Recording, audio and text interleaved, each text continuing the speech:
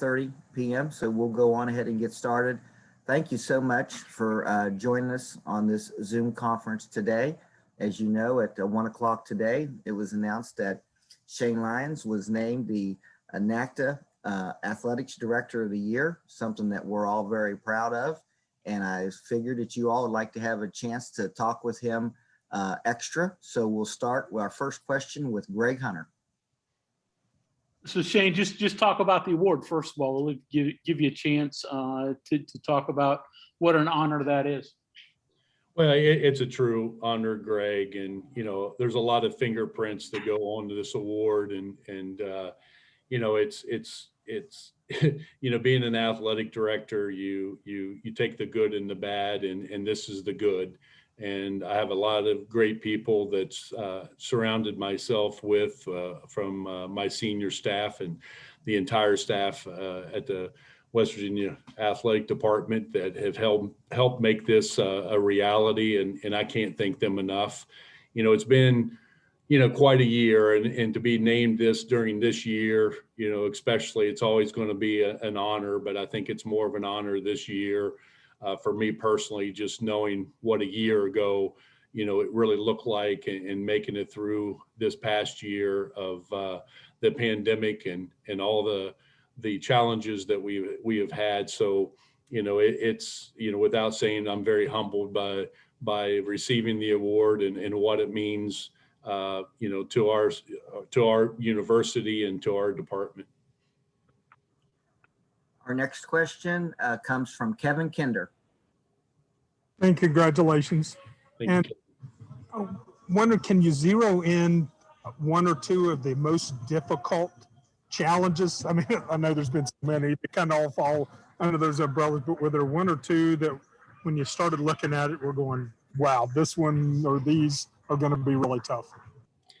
Yeah, again, Kevin, I think it all started a year ago when we were out here, and I'm in Kansas City right now, at the basketball tournaments, and we started having meetings, and as you all know, it was ultimately decided to cancel the tournaments, and everybody head home, and that really was the start of it. And so I think the biggest decisions, once we got home, we were learning more about the virus, and again, it was globally, and what that meant. And then it was shutting down the university, sending all of our student athletes home. Then people were talking, well, maybe this will last for a month, and then you get to bring student athletes back. And so that was probably the most difficult of, sending those student athletes home, not knowing there were so many unknowns at that point, and not knowing, it was a week, 2 weeks, a month, ended up being 2 months before we could have them back on campus. And we did that slowly. So that was really challenging, and just, came to a screeching halt. And then the next was probably in the summer. And, we've all had a chance to talk about this, but it was whether we were going to play football or not. And, we were, as a Big 12 conference, along with the ACC and SEC, were the three out there that had not made a decision. And, there was a lot of pressure on the Big 12 of, what's the future look like for football. And, Dr. Gee, I give him a lot of credit, and other CEOs of Big 12 institutions, to ultimately making the decisions and putting the protocols in place to be able to have a safer environment for our student athletes and coaches to compete. So once we got over that hurdle, you continued holding your breath throughout the whole year so far to make our goals. And my goal from the beginning was to have the opportunity for our student athletes to practice, compete, and go to classes. And, so far that's we've been able to do that. So that's been a definite goals that were reached. We'll take our next question back to Greg Hunter. So Shane, I think it was a year ago tonight, at least the quarterfinal or the first round of the Big 12 tournament was the last basketball at that point. Preconceived notions that you had at that point about what it would be, and how much did that change as you moved into, June, July? Yeah, not really, Greg, you didn't really know. And, we had heard about the COVID-19 and what it meant, but to know what we know today and looking back, there was just so many unknowns as we approached this, and it was just a matter of, you know, trying to have the utmost safety in mind as we decided, you know, a year ago, I guess tomorrow morning, late morning, to shut it down and start sending teams back home. And then, you know, once we got into the spring semesters, you know, and trying to learn more about it and, you know, the spread and what it meant and, you know, how it was impacting people that had the virus. You know, again, I think the biggest news that came out, you know, during the summertime was that the virus was causing heart conditions and myocarditis. And what did that mean for our young athletes? And then those were some of the protocols that we ultimately put in place, that if an athlete contracted the virus, that before he or she returns, they have to go through our conditions of testing, you know, through the heart and echocardiograms and different things like that to make sure that they're healthy to return. And, you know, so there was just so many unknowns as we approached that. But the important thing that we did was, it was just held steady to what we were going to do. We didn't panic through the situation. We just kept on saying, how do we keep moving forward without, you know, going backwards? And that's what we did. And, you know, we've had success, and I've been, you know, fortunate to be part of that in the decision making, you know, not only within the conference, but nationally to have athletics continue. We'll move on to Joe Brascato. Shane, you share this honor with Rob Mullins at Oregon, another West Virginia guy. What have your interactions with him been like over the years, and how significant is it to have another guy with WVU ties on this award? Yeah, I haven't had a chance, Joe, to talk to Rob yet, but you know, I did see that, and that is a great honor. Obviously, two graduates of West Virginia University in the CPAS college, so it is pretty special. You know, I've stayed in touch with Rob over the years. We were, you know, separated by a couple years. I'm older than he is. I'm not sure if that's a good thing or bad, but you know, we had a chance to connect when he was at Maryland and I was at the ACC, and that's been probably 20 years ago, if not longer. So we've stayed in touch just as colleagues over the time period, and been on a couple panels throughout the years together, and obviously run into each other at various events. But, you know, again, it's pretty special for West Virginia University to have myself and Rob being part of that. And, you know, it says a lot for our sport management program at West Virginia. We will go back to Kevin Kinder. And this whole year has done a lot to spotlight mental health of student athletes and support services for them. What have you done for your mental health to try to get away? I mean, your calendar has been so busy. It's hard to imagine, you know, having that little bit of free time you need. Yeah, well, and I appreciate you saying that, Kevin, but, you know, again, I go back, you know, I'm starting my 7th year at West Virginia, and, you know, I go back on that time period and, you know, thank Dr. Gee and the Board of Governors for giving me this opportunity, you know, to come back home and serve the university in this role as Director of Athletics. You know, along with my peers, it's been a hard year. I mean, this job is tough enough the way it is, and let alone with a pandemic and trying to manage everything that we are. But, you know, I give a lot of credit to my staff, as I've said before, of working together on this. There's been many a times that, you know, we say you have to laugh or not crying. So, you know, we had to work through some of these issues, you know, and I also give a lot of credit to my family. You know, they've been my rock and support, you know, throughout my whole athletics career. And you know, my wife gives a lot of support and understands the role of you know, this position and what it takes. And as I mentioned, it's tough enough, you know, without COVID and the pandemic, but, you know, with this and understanding the hours that were put in on the conference calls, et cetera, you know, a year ago, you guys had asked the question about being here. A year ago, I didn't know what Zoom was. Zoom was that show that I watched growing up, out of Boston, and now Zoom is like, just second nature to all of us. So, it's been a very unique year, but, at the same time, there are rewards to it. This is a special honor. I like I said, this is special because of just what we've been through, and probably extra special. But it's my own mental health. It's just been a matter of just having the support group there, and just making sure that I continue to exercise and do different things I need to do along the way, just to make sure I stay healthy. We'll go back to Greg Hunter. So Zoom was your TV show, electric company. You didn't like that one, huh? I did like that one, yeah. I knew you would know that, Greg. Yeah, the other one old enough. Hey, so was there a point, and it was probably last summer, you're nearing the end of basketball season. Postseason starts in an hour for the Big 12. So it looks like you're going to get there. You've gotten through most of football. Was there a point in the summer that you didn't think any of this would come about?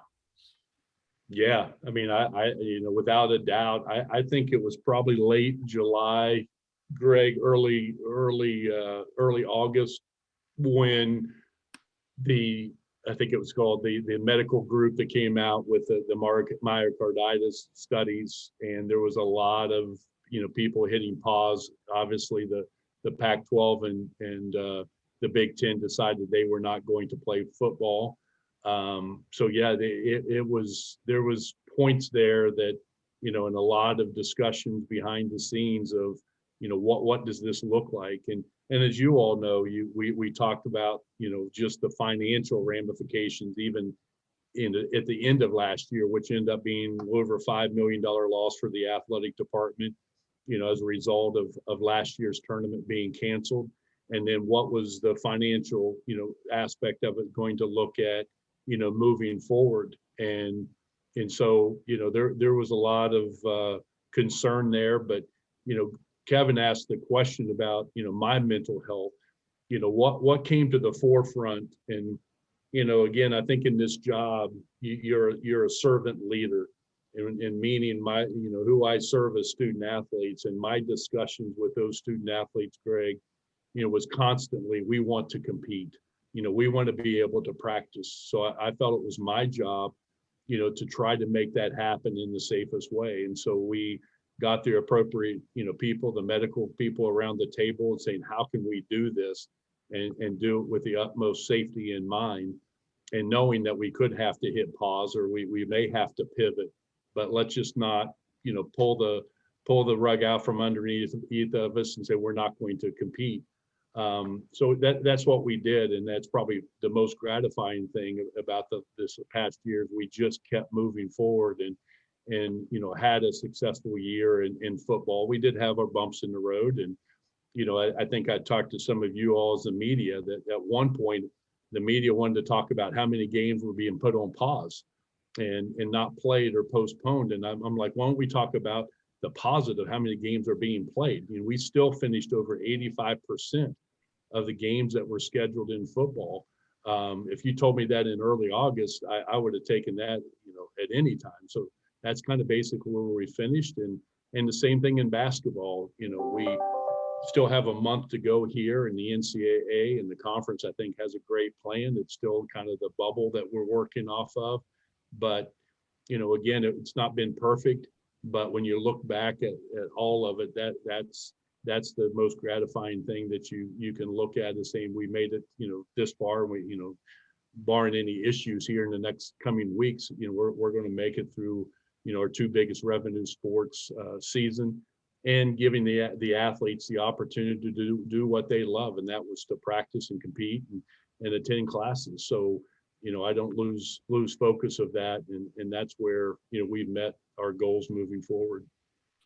Shane, I believe, Greg, I believe you had a follow-up. Yeah, follow up. And about the myocarditis, obviously this disease has had some horrendous outcomes, but I haven't heard as much about that myocarditis lately.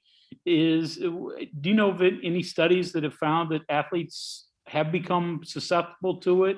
I know there were a couple of cases very early they talked about, but it doesn't seem to be in the news much lately. No, and a lot of the institutions, Greg, had gone through the heart monitoring when returned to competition. And again, we had to take the utmost concern and do what we felt was necessary to make sure that the health and safety of our student athletes was at the forefront. But I know from what we've done here at West Virginia, as well as other conference institutions, not only in the Big 12 but nationally, it doesn't appear that that raised as big as risk that they thought it was going to early on, which knock on wood is a good thing. Any further questions for Shane, please use the raised hand feature and we'll get you called on. Our next question is going to come to Kevin Kinder. Shane, one final one. I think I've asked you this a long time ago, but it seems germane again in light of everything that you've been through. Do you get a chance now to watch games and appreciate them more, just as as a fan? Is that kind of a little bit of escape from everything also? And how much are you looking forward to this game tonight as kind of an end to that year circle? Yeah, that's a good point, Kevin. And I think it is rewarding to be able to sit back and, think that you had a small piece in all this big puzzle of putting it together and games being played. As I mentioned earlier, the easy decision last July or August would have been, let's, pull the plug on this thing and stop all competitions and let's look at next July, and start competitions back up. And I wasn't willing to do that after having the conversations with some student athletes about what they wanted to do. So, I know there's been some angst about not having fans or limited fans and full, capacities in our venues. But, my goal was to have our teams on the floor playing. Different states handled the COVID issues differently. State of Texas has been a little bit more liberal than others. So our fans would watch, games and say, well, you're only at 20% capacity, you should be more. But again, there was a lot of collaboration as we all worked through this together. It was not only the Department of Athletics, but it was the university, it's our health department, everybody coming together to say what's the best for our community.